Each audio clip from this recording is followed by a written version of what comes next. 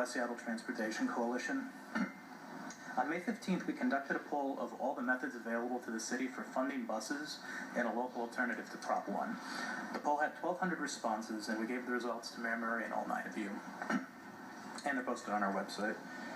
In order, commercial parking taxes, gasoline taxes, property taxes, and the car tab fees were most desirable.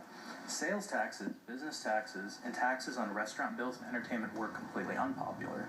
The unpopular taxes each had less than half the support of any other taxes. Some of these can be passed by you without any sort of public ballot vote.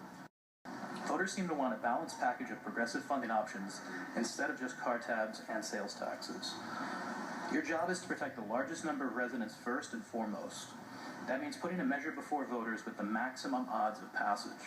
You can increase the odds by partially funding the Metro shortfall directly, so that we can vote on a smaller package. The City Council needs to give us options with the maximum likelihood of success as your one and only consideration. The decision should not be pre-made in any executive session or in the mayor's office. The outcome is the direct responsibility of the City Council to be owned by you for better or worse. There's not a single scenario where this vote failing is acceptable. None. This is your only chance, and your council votes do have consequences. Thank you. Thank you. And again, you may leave your comments if you wish. Michael, and then Jonathan, and then Winfield Hutton. Michael Taylor-Judd, also a board member with the West Seattle Transportation Coalition. We came out and endorsed the county Proposition 1. We understood at the time that the county had very limited options in front of it.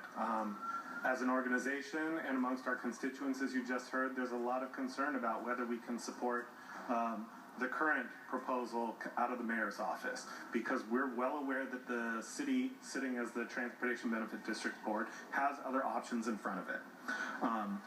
In particular, we're a little surprised and dismayed by comments recently from the Seattle Chamber and Virginia Mason, to those of you sitting here. Recently, the Downtown Seattle Association came out pointing out that 40% of downtown commuters come in and out of downtown Seattle every day on transit. Your new deputy mayor and former DSA head, Kate Jonkis, has been quoted in the papers in the last couple months talking about that her and her then counterpart in Bellevue say that one of the first things asked them by new employers when they're considering moving into the Seattle and Bellevue area is, what's your transit system like? How can our employees get to and from work if we come there? The alternative proposed by council members Licata and Sawant is good for business. As Boeing has said loud and clear in their conversations down in Olympia, congestion delays their deliveries and costs them money.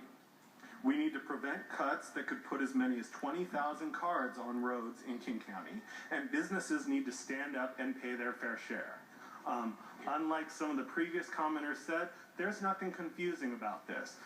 The City Council, as the Transportation Benefits District, can pass, the City Council can pass some options on your own, looking at Licata and Sawant's alternative. That would then allow you to put a smaller, easier to understand package on the ballot, and that is what we encourage you to do so.